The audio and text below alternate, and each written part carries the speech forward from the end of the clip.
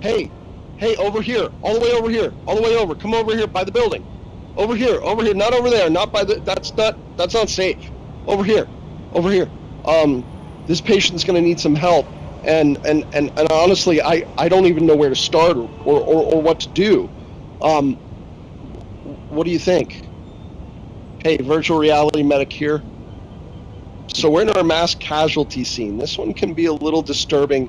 Once you go into the mass casualty scene the first time, you really can feel like you're here. I mean, we do have a lot of vocalizations and stuff like that I've turned off at the moment, just so that it's not too disturbing for too many people. But this is an extremely badly injured patient. So one of the questions that came in was a little bit about advanced first aid. Things like, well, I know there was some mention of putting tourniquets on, but it was more about like, what do I do in an area where I can't tourniquet? Well, let's start first with the areas that we can tourniquet. So if you look at this patient, we know for sure that we're going to need to tourniquet this leg, okay? Now, the old thinking on tourniquets was if we put a tourniquet on, everything that's going to be south of the tourniquet is going to be dead within, an hour. No, it's just not true. We know we can leave tourniquets on much, much longer. So it really is better to put a tourniquet on and not really need it than it is to not put a tourniquet on, okay? What's really important is to stop the bleeding as best you can. Now, of course, in a condition like this, we're going to put a tourniquet here. We'll probably put a tourniquet on that arm. Now, that's a pretty high injury, so we're going to have to put it really high up on the arm, and might be a little difficult to get that to stop, to be completely honest, but you really have to do your best. Couple of things that you can use in these cases is if you have some sort of quick clot or clotting agent that you can pack into that kind of a wound, you can definitely do that. However, the patient here, let's say, for example, it's not just the arm and it's not just the leg, but maybe there's some arterial bleeding from, the chest or something like that, or as best we can tell, it's arterial bleeding from the chest. What would we do in that particular case? Well, it's kind of the same thing, right? We're going to do everything we can to hold pressure on that wound. If there's air escaping from that wound, we're going to put some sort of an occlusive dressing on it, okay? And we can talk more about what occlusive dressings would work the best, but really any piece of plastic taped down over top of a wound where air is escaping, okay? If there's any, if we're talking about any type of,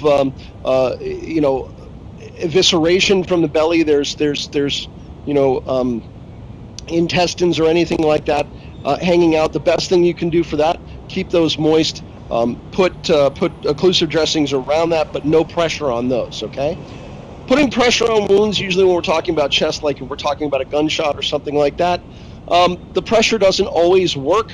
What we're looking to do in that particular case is, if you have it, try to pack the wound as best as possible with your clotting agent, if you're using a clotting agent, okay? Unfortunately, sometimes these things don't work, okay? We do everything we can. The main thing is to keep in mind that it's a terrible emergency, and you're doing everything you can to help the patient. Unfortunately, sometimes that doesn't work. Now, that brings me into a bigger discussion about mental health and mental health care, especially when we're talking about EMTs, paramedics, nurses, firefighters, veterinarians, okay? Anyone, really. We need to talk a little bit more about what we can do to help us all with our mental health care, because sometimes, despite our best efforts, our patients don't survive. Now, I'm hoping that this patient is going to survive, because I'm going to tourniquet the leg, I'm going to tourniquet the arm, and we're going to get this patient out of here. We're going to make sure that we go through and we triage all of our other patients first. And if you want to know more about triage, hey, come back for the next one, okay? I know you may have some questions about advanced first aid that maybe I didn't cover today.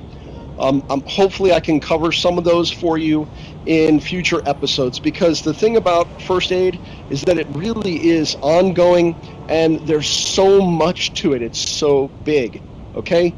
The main thing is, do anything you can to try to stop that bleeding. That's what your goal is. First and foremost, stop the bleeding. Once you can accomplish that, then it's get that patient out of there as quickly as possible, because sometimes surgery is really the only thing that can be done in some of these cases. So anyway, listen, it's a hard one. It's a great question. I love the questions. Please keep them coming. And Virtual Reality Medic, I'll see you all on the next one. Hey, take care of yourselves. And for all of my colleagues that are out there on the streets, take care of your mental health as well, okay? All the best to you. We'll see you on the next one.